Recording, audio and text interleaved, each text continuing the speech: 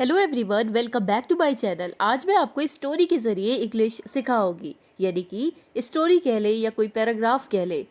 आप ध्यान से पढ़ें कि किस तरह से बात कही जाती है इंग्लिश में। ओके, सबसे पहले मैं हिंदी लिखूंगी, उसके बाद आप इंग्लिश को ध्यान से देखिएगा। ठीक है, जैसे कि मुझे अगर कहना है किसी से, मैं कह रही हूँ किसी से कि मैं कहीं जा रही हूँ या मैं कहीं जा रहा हूँ, मुझे नहीं पता कहाँ, मुझे नहीं पता कहाँ, मैं तुमसे अनुरोध करता हूँ कि तुम पूछा करो, पता नहीं तुम क्या कर रहे हो। ये मैंने लिख दिया हिंदी में। अब देखिए इसे इंग्लिश में कहना हो तो आप कैसे कहेंगे। मैं कहीं जा रहा हूँ, आई एम गोइंग। ये कौन सा टेंस है? ये प्रेजेंट कॉन्टिन्यूअस टेंस है। इससे पहले वाली क्लास में मैंने आपको पढ़ाया हुआ है। कहीं के लिए आप कहें somewhere, I am going somewhere. मैं कहीं जा रहा हूँ, आई एम गोइंग समवेयर। मुझे नहीं पता कहाँ, इस चीज़ को इंग्लिश में अगर आपको कहना है तो आप कैसे बोलेंगे? मुझे नहीं पता कहाँ। मुझे नहीं पता यानी कि आई don't no, I don't no. मुझे नहीं पता कहाँ के लिए आप कहें वेयर। ठीक है, आई डोंट नो वेयर, मुझे नहीं पता कहाँ। मैं कहीं जा रहा हूँ, मुझे नहीं पता कहाँ। I am going somewhere, I don't know where. यहाँ पे देखिए क्वेश्चन मार्क है कि मुझे नहीं पता कहाँ जा रहा हूँ। तो कितना इजी है। इस तरह से अगर आप पूरा पूरा पैराग्राफ अगर आप इंग्लिश में बोलेंगे थोड़ा थोड़ा करके तो आप आराम से बोल लेंगे। मैं तुमसे अनुरोध करता हूँ यानी कि रिक्वेस्ट करता हूँ। मैं तुमसे अनुरोध करता हूँ तो simple I request you, I request you. मैं तुमसे अनुरोध करता हूँ कि तुम पूछा करो, कि तुम पूछा करो। तो की इंग्लिश होती है डैट।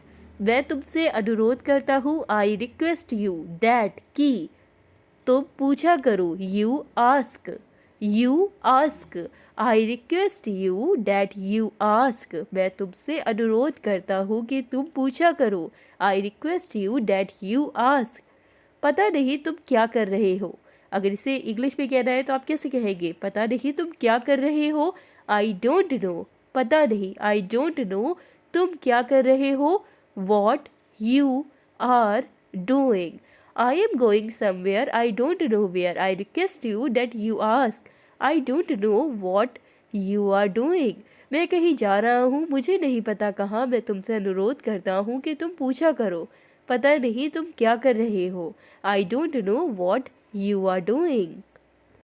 अब मुझे कहना है कि हमें एक दूसरे से पूछना चाहिए, हमें एक दूसरे से पूछना चाहिए। मैं जानता हूँ ये आसान नहीं है, पर नामुमकिन नहीं, पर नामुमकिन कुछ भी नहीं। ओके, हमें एक दूसरे से पूछना चाहिए। मैं जानता हूँ ये आसान नहीं है, पर नामुमकिन कुछ भी नहीं। हम दोनों सोच में बिल्कुल अलग है, हम दोनों सोच में बिल्कुल अलग है। ऐसा क्यों है? इसीलिए क्योंकि हम कभी काम के बारे में बात नहीं करते। इसीलिए क्योंकि हम कभी काम के बारे में बात नहीं करते। ये भी क्वेश्चन है, यानी कि वो क्वेश्चन कर रहा है। तो चले अब देखिए इसे इंग्लिश में आप कैसे बोलेंगे।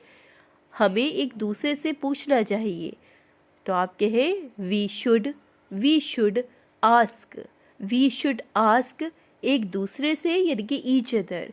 We should ask each other, हमें एक दूसरे से पूछना चाहिए। We should ask each other. Okay, आप यहाँ पे मस्ट भी लगा सकते हैं। We must ask each other. Okay, मैं जानता हूँ, आई नो, मैं जानता हूँ ये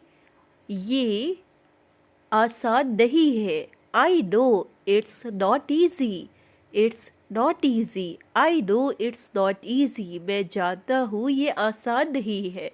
आई नो इट्स नॉट ईजी, पर नामुमकिन कुछ भी नहीं। इसे कैसे बोलेंगे?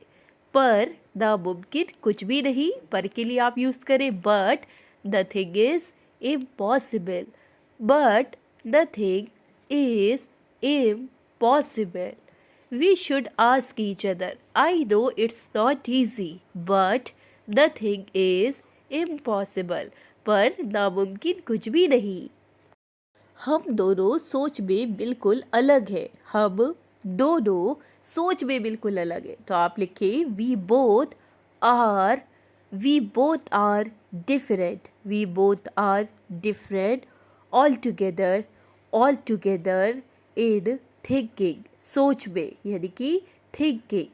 We both are different all together in thinking, यानी कि हम दोनों सोच में बिल्कुल अलग है। ऐसा क्यों है? इसीलिए क्योंकि हम कभी काम के बारे में बात नहीं करते। ऐसा क्यों है? इसके लिए आप कहें वाई इज इट, ऐसा क्यों है? Why is it, why is it. इसीलिए क्योंकि हम कभी काम के बारे में बात नहीं करते। ये भी वो सवाल कर रहा है, ठीक है, आंसर नहीं दे रहा है, ये भी वो सवाल कर रहा है। इसलिए आप यहाँ पे कहें is it because, is it because, यानी कि इसीलिए क्योंकि हम कभी, इज इट बिकॉज हम कभी काम के बारे में बात नहीं करते।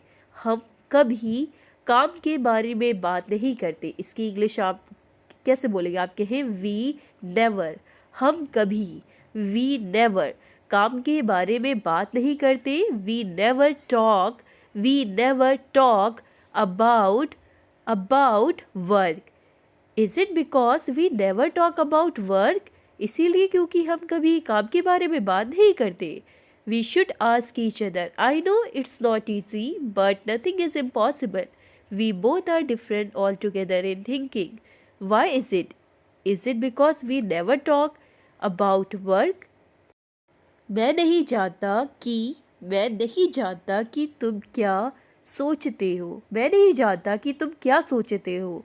मैं पक चुका हूँ। क्या तुम नहीं पके? क्या तुम नहीं पके, यानी कि क्या तुम परेशान नहीं हुए? क्या तुम नहीं पके? शायद तुम भी, पर तुम कभी बताते नहीं। मैं तुम्हारी बहुत इज्जत करता हूँ। पर इसका ये मतलब नहीं कि तुम मेरी परेशानी समझो ही नहीं। ओके, तो चले इसे देखें। मैं नहीं जानता कि तुम क्या सोचते हो। मैं नहीं जानता, आई डोंट नो कि तुम क्या सोचते हो। What you think, I don't know what you think. मैं नहीं जानता कि तुम क्या सोचते हो। आई don't know what you think. मैं पक चुका हूँ। क्या तुम नहीं पकी? मैं पक चुका हूँ। इसे आप कहें आई am fed up. I am, यानी कि मैं हूँ, पक चुका हूँ। आई एम फेड अप, मैं पक चुका हूँ। आई का मतलब मैं, एम का मतलब हूँ, और फेड अप का मतलब जब आप किसी से पक चुकते हैं तो आप यूज़ करते हैं फेड अप वर्ड, ठीक है। आई एम फेड अप, मैं पक चुका हूँ। क्या तुम नहीं पके? अगर आप किसी से क्वेश्चन कर रहे हो, क्या तुम नहीं पके? Are it you, I am fed up, are it you. शायद तुम भी। शायद की इंग्लिश क्या होती है? परहैप्स। शायद तुम भी, यानी कि परहैप्स यू टू। यू का मतलब तुम, और भी के लिए TOO, टू। शायद तुम भी, परहैप्स यू टू। पर तुम कभी बताते नहीं, बट यू नेवर बताते नहीं। इसके लिए आप क्या बोलेंगे? यू नेवर एक्सप्रेस, यानी कि तुम एक्सप्रेस नहीं करते हो। Perhaps you too but you never express. शायद तुम भी, पर तुम कभी बताते नहीं। मैं तुम्हारी बहुत इज्जत करता हूँ। तो इससे आप कैसे बोलेंगे?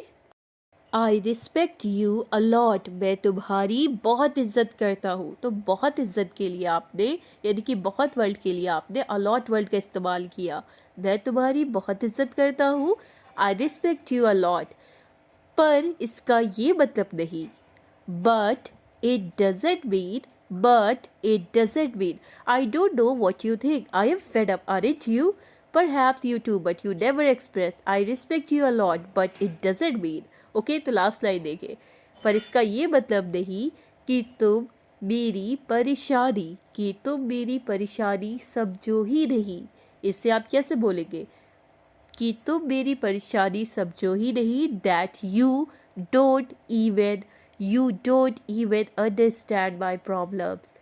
That you don't even understand my problems.